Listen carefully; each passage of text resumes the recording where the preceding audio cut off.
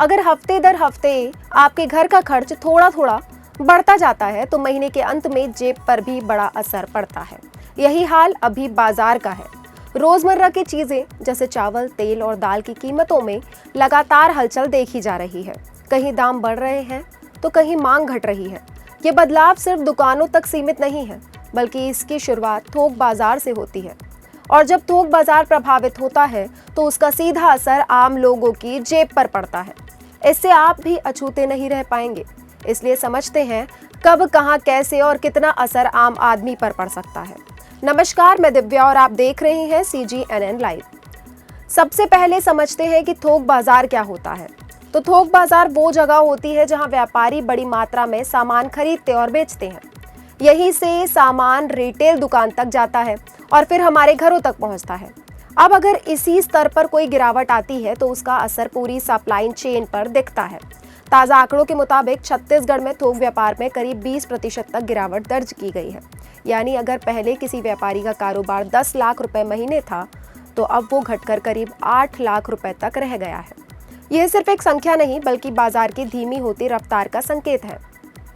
चावल बाजार की बात करें तो राज्य में हर साल करीब 100 लाख टन यानी 1 करोड़ टन चावल का उत्पादन होता है, लेकिन मांग घटने की वजह से थोक स्तर पर खरीद कम हुई है।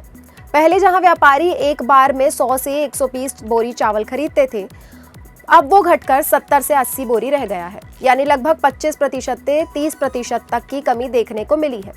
कीमतों में भी उतार चढ़ाव जारी है। चावल की कीमतों में 5 से 10% तक बदलाव देखा गया है। वहीं खाने के तेल में भी 10 से 15% तक बढ़ोतरी हुई है। दालों के दाम में भी 8 से 12% बढ़ गए हैं। इसका सीधा असर आम आदमी के बजट पर पड़ रहा है।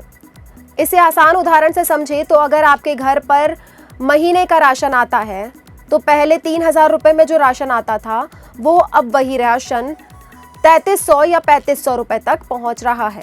यानी हर महीने कम से कम 300 से 500 रुपए तक का अतिरिक्त बोझ पड़ रहा है।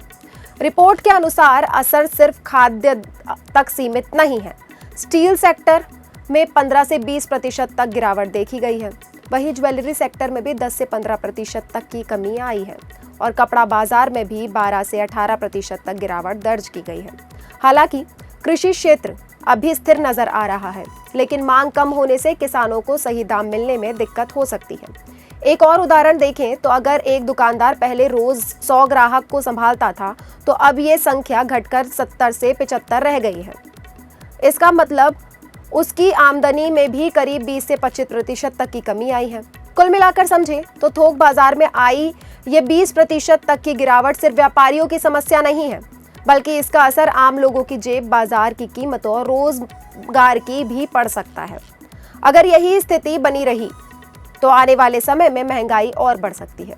आपको क्या लगता है, क्या आने वाले समय में कीमतें और बढ़ेंगी या बाजार फिर से तेजी पकड़ेगा?